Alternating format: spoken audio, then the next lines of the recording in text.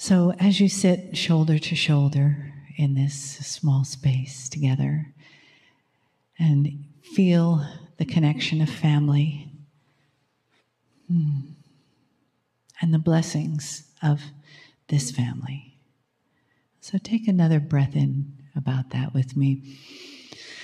And isn't that nice? And what a beautiful opportunity to sit shoulder to shoulder and heart to heart, to all together have our feet planted on our beautiful Gaia in this magical place, in the crystal beds and the water of Berkeley Springs, and the heart and the soul of this land and the people here, and the energy that brought us all together today. So just let yourself feel more deeply into that, out of your head and into your body, and the energy that the facts carry, the energy that interests you is what draws you here. And if you didn't know what you were coming for today, perhaps these days following will unfold that for you as you learn more about your intuitive voice. And as you experience more synchronicities that lead you to more love and more family and more opening in the heart and the soul and in the hands of spirit.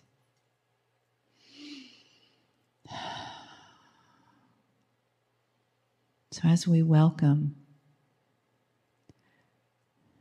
the information and the guidance of the Kryon energy, we also express gratitude from the deepest parts of ourselves, welling up through us, through our feet, through Gaia, out through the top of our heads, connecting us to that beautiful, loving, cosmic vibration that we share.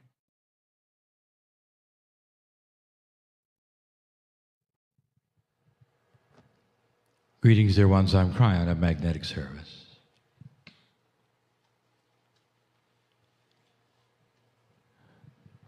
This communication, the channeling of today, will be a little different.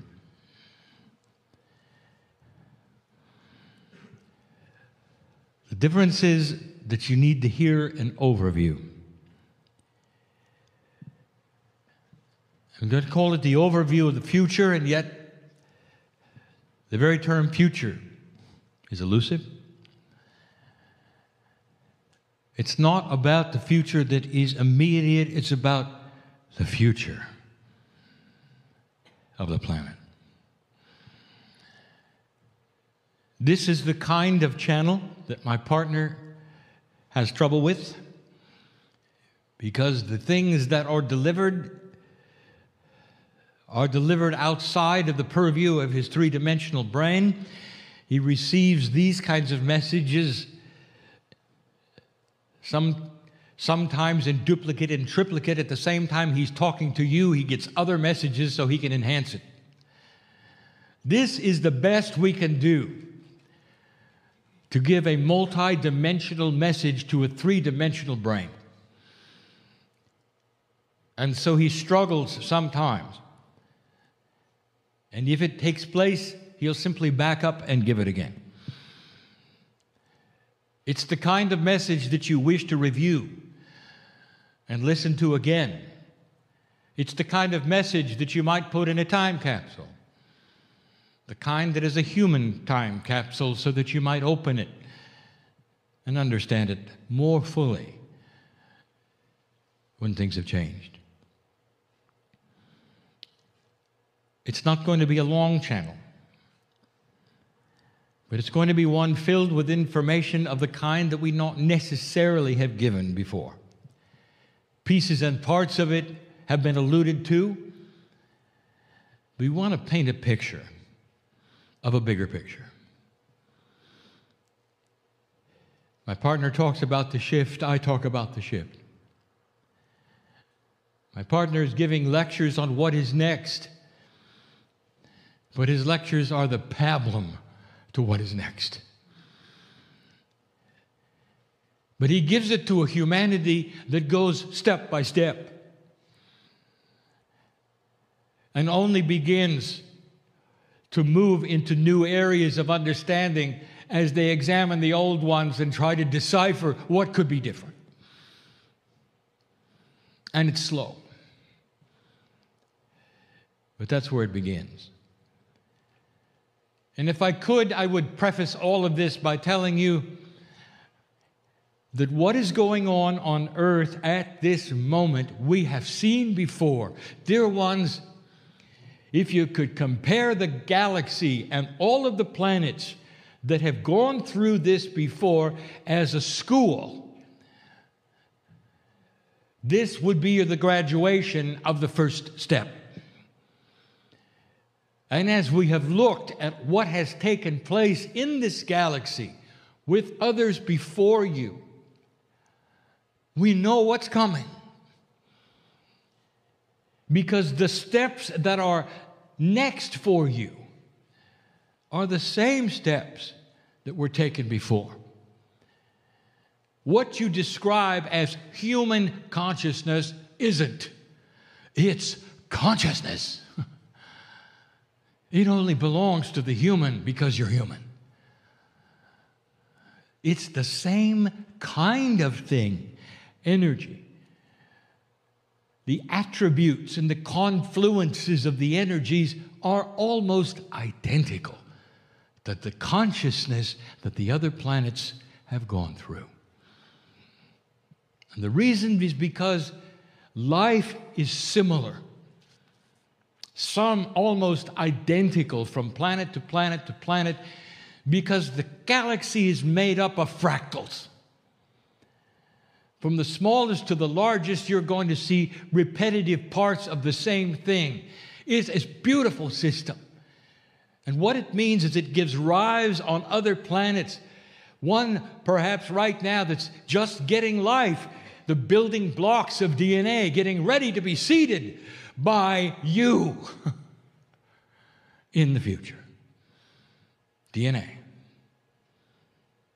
Same kind as you have, the same amino acid structures as you have, is common to all. So we've seen this before. You're a young civilization, dear one, so young it's hard to even give you a perspective of how young. Your civilization hasn't even been around the galaxy one time yet. Hardly. The almost 200 million years that it takes to go around one time, one rev. There are societies and civilizations that have been around 3 revs. The Pleiadians, half a rev. To tell you how old some life is in this galaxy, way before you. Some of them visit you. None of them are able to influence you to the degree that you can influence yourselves. Galaxy teems with life, and you're well hidden, by the way.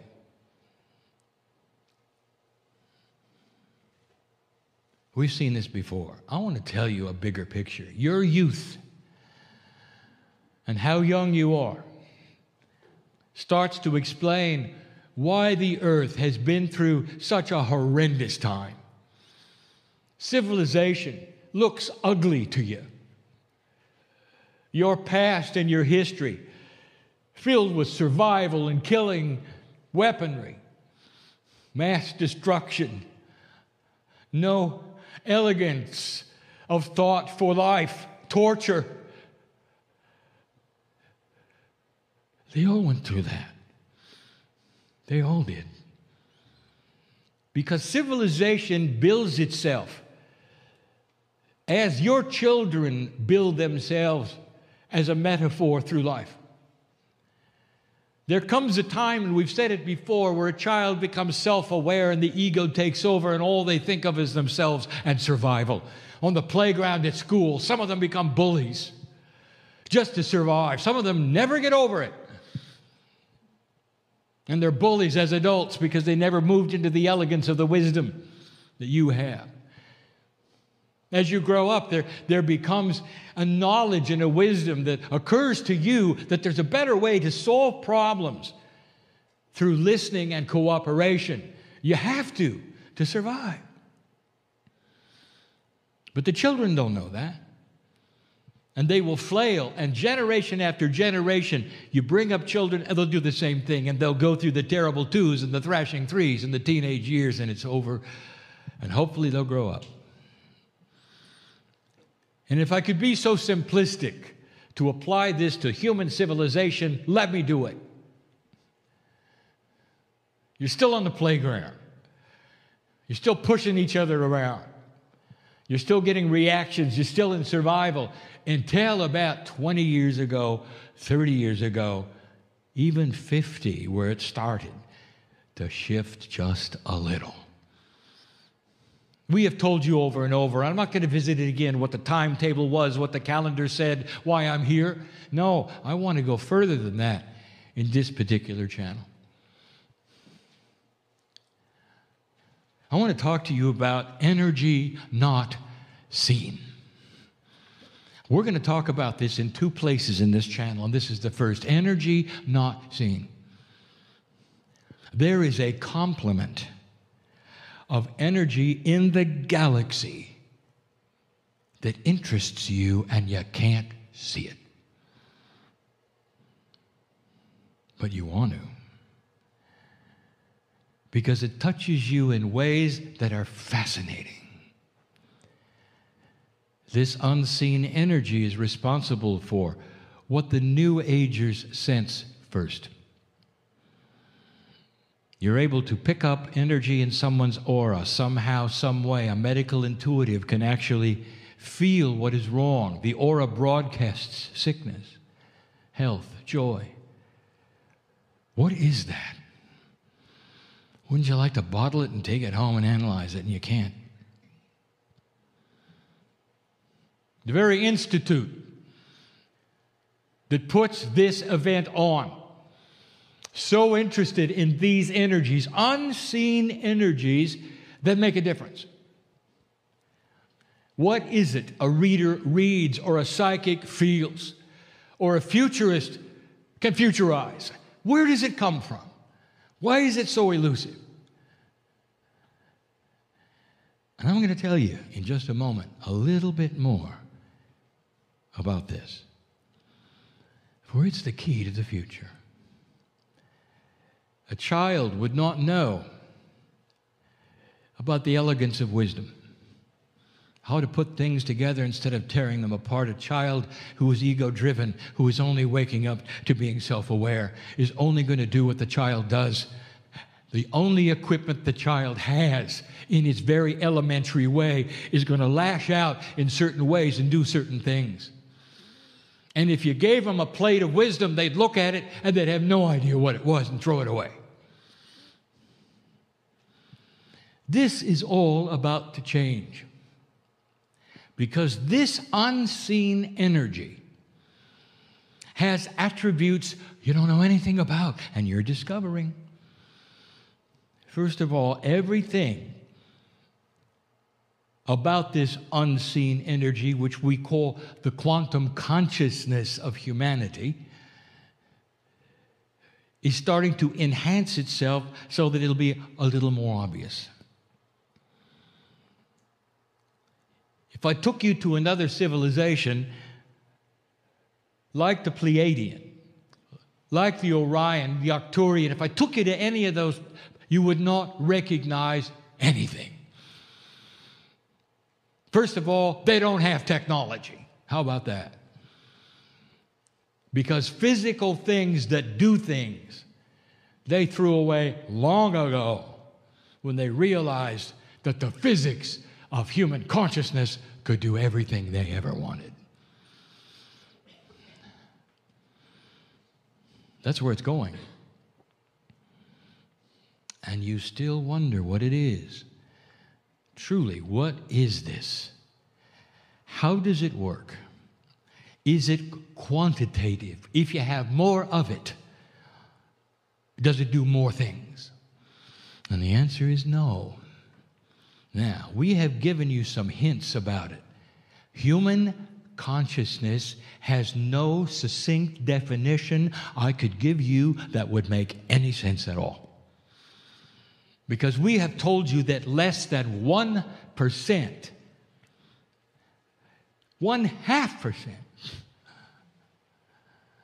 of humanity has to awaken in a certain way to affect the entire planet.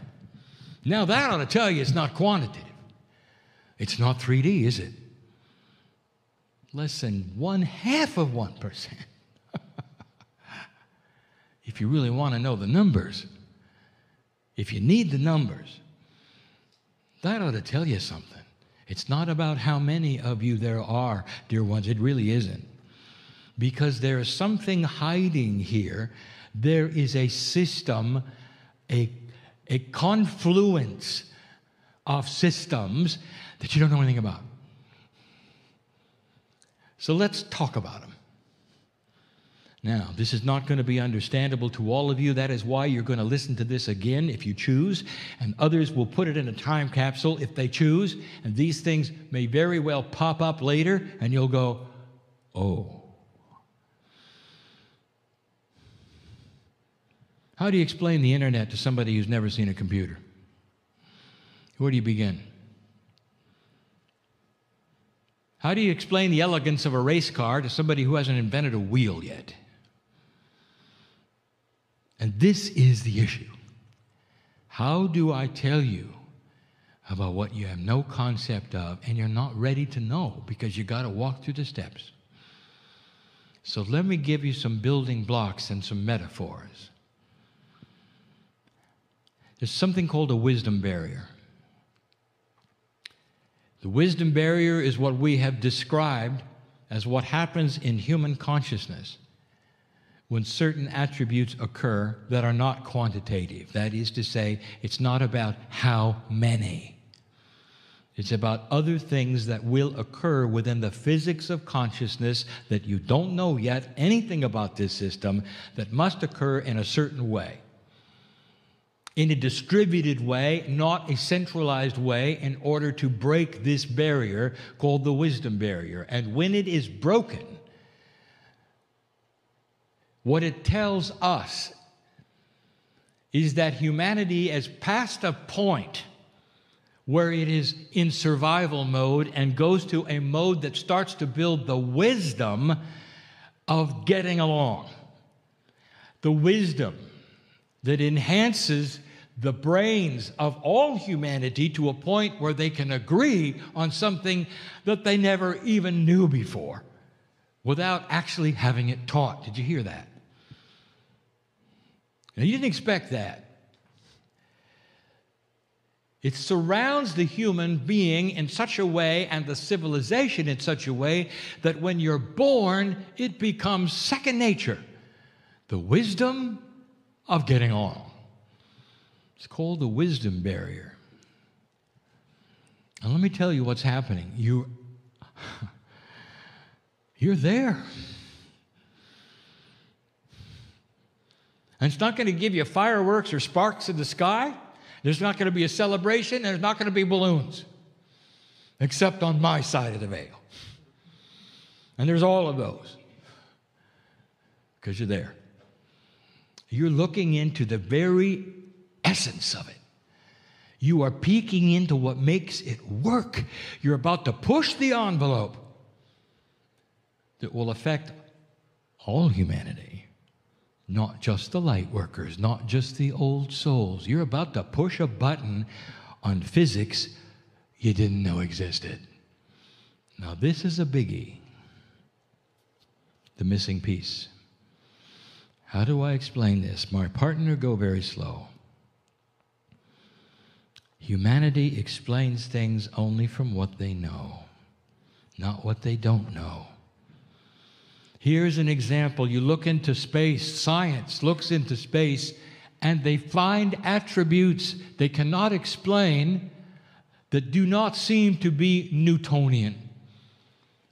But Newtonian physics is the gold standard of motion everywhere. And so the human being struggles to find formulas that will put the unexplained into Newtonian boxes. Welcome to dark matter. You're going to laugh later. And we have told you this before, but this is the human propensity. Take what is known, observe what is unknown but there, and place it into the boxes of the known. Even if they're convoluted, even if they don't make sense, even if they're mysterious. Instead of looking and saying, maybe, just maybe, there are missing laws of physics we don't know about that would explain this and that and this and that. Well, let me tell you one of the biggest places that you're missing. The place of the physics of consciousness. Listen to me.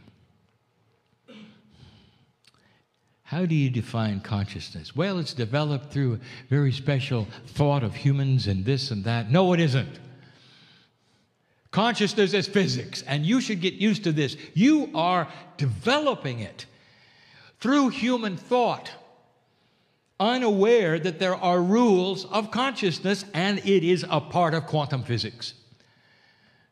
There are rules, there are postulates, there are beautiful attributes of the physics of consciousness that are going to start to explain what's going to happen in the future, but you don't see it that way. The missing piece is the knowledge that you can track this,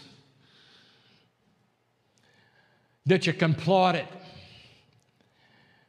you can create it, even outside of humanity. Did you know that? It's beautiful, because when I start to tell you some of the attributes of the physics of consciousness, you're going to go, oh. What are the attributes of physics? What do you know? The answer is actually very little, but what you do know, you experiment with, you create things. The very technology that you have that is so beautiful on this planet is brought to you by the knowledge of the physics that you know. And there's cause and reaction. You build this and this happens. You put together certain kinds of things, and through all of the principles and the rules that you understand and the 4 basic laws that you have out of 6, you know what they are and you're using them. Beautiful. Now, what if I told you that that same scenario exists in consciousness? There are laws of consciousness that are just like the laws of physics, in that there's causal, there's effect. But in a quantum world, they're not linear. And so they create certain kinds of things. The physics of consciousness, being quantum and not linear, creates attributes that are going to create the future of this planet. And now, my partner, it gets hard. Because I'm showing my partner things right now, and he can't verbalize this. So I'm going to say, do your best. He sees the emotion of it. And he goes, oh, if you knew the physics of consciousness, you can build a better world. It has attributes. First of all, it does not travel from place to place. It does not travel in a straight direction. It does not travel. Consciousness is not in one place going to another. Consciousness does not expand. It does not get bigger or smaller. Consciousness is. Consciousness of physics, just like attributes of physics, sit there ready to be enhanced or not based upon other laws around it. And when they're applied, then they all change. Consciousness. Let me tell you about a couple of them. One is called the benevolence factor. Did you know that as the physics of consciousness is explored and the wisdom factor is applied and the barrier is passed, what happens next is an exponential understanding, and application of the rules of consciousness that create a factor which generates benevolent action. Oh, that's convoluted, my partner. Can you say that better?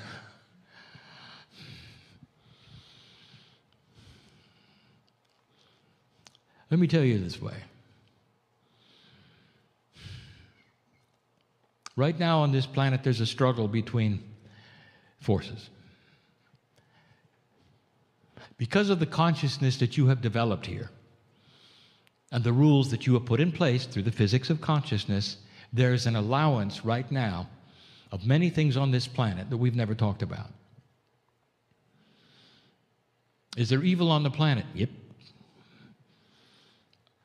Are there entities dedicated to come in and mess with you? Yes. Is that shocking? And why is that? And why would that be? Because this test allows it.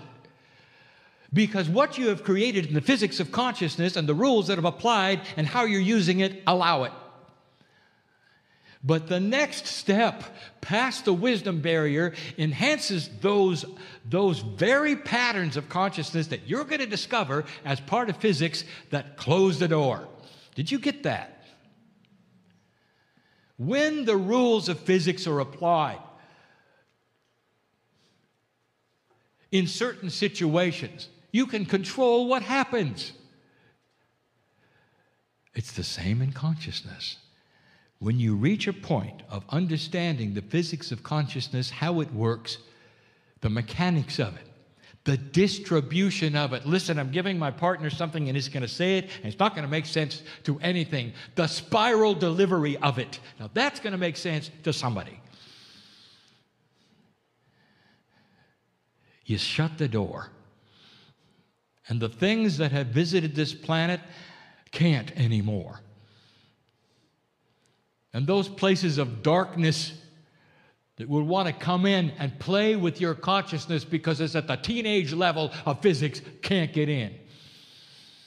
That's the best explanation we have for what is going to happen in the future. And the Pleiadians are jumping up and down because they know what happened. It's almost an exponential evolution if you want it to be. One thing leads to another. It builds on itself. You don't have to start all over every single time you're born, like my partner described today. You come in with the factors that you learned before and build upon them. If I could use a term, born wise, I would. And it's going to change everything. And then when the physics is revealed, you'll understand why there are machines that can work with consciousness. But you're not going to need them. Not long. How many generations are required, Kryon? I'm not going to tell you. I'm not going to tell you. The reason is I don't want to give you a setup that'll spoil the party. Because every single planet has had its own time cycle of the delivery of this through their own free choice. How does it work? How fast does it work? When will it start? It's already started. You are at the wisdom barrier. Once you are at the wisdom barrier, I would like to tell you that the track record of all the planets who have reached the wisdom barrier are the same. They all move forward, every single one. You threw a switch, and no amount of dark energy can stop it. Oh, it'll try. I've told you that before. Humans invested in old ways, like the kids on the playground who don't want to grow up. They'll flail. They'll bully until their last breath. But they will awaken in a world, and they haven't got a chance to do it again. And this is what we're talking about. the benevolent factor, the wisdom barrier, these things start to work in the laws of the consciousness of physics in ways that you will indeed figure out, creating increased DNA percentage activation, creating a generation after generation, eventually, I won't tell you how long, of a human being who can create things out of nothing, who have control over physics, which is a lower kind of physics. The highest kind of physics is consciousness. And consciousness physics can control 3D physics any day. I'll wrap this up by telling you all of you are going to be there to see it. All of you. Every single one. Because that is the plan, old soul. You come back and you enter a world that you always wished you could have. Peace on earth? Oh, that's easy. That's the beginning. That's planting the seeds. That's a given. Look at your news. It's not going to look like it, is it? That's just today. Peace on earth. That's not the goal. Hardly. That's just a given. When you grow up and you're an adult, you stop throwing stones at each other on the playground. You stop. You have a more elegant idea. That's peace on earth. That's the beginning, the very beginning. And then it gets good. This is what we see. I've never said these things in this way. I wanted you to hear the full story. What would happen to a civilization that could create anything it wanted physically, was never hungry, who could live as long as they wanted to, could put themselves in a quantum state if they wanted to, who had different sets of ideas of the way things should work, who had no central control? Did you hear that? Have you ever heard of a managerless corporation? It's like that. And you would say, oh, that can't work. Oh, yes, it can. That's what you're headed for. Government decentralized to where there is none. There will be no such thing as world government, dear ones. Instead, there will be world consciousness agreement. You'll know better. How about that? What happens to a group of adults who go to a party for the first time and they've never met each other? What do? Throw rocks at each other? No, there's a consciousness of the party. They get together. They talk to each other. They have fun. What about a planet that had just that? They're born into a situation where they know better. That's the wisdom factor. That's the barrier you're crossing. It allows you to throw away any other system you ever thought you needed, especially the ones that organize you into groups to do things. It will be second nature. You'll all know together. Too good to be true? Ask a Pleiadian. Ask those from Orion. Ask those from Arcturus. Ask any planet of free choice, because they're all looking at you right now. This room is filled with them. And they're nodding their heads and say, right on, right on, right on. You just wait. You'll be there. And so it is.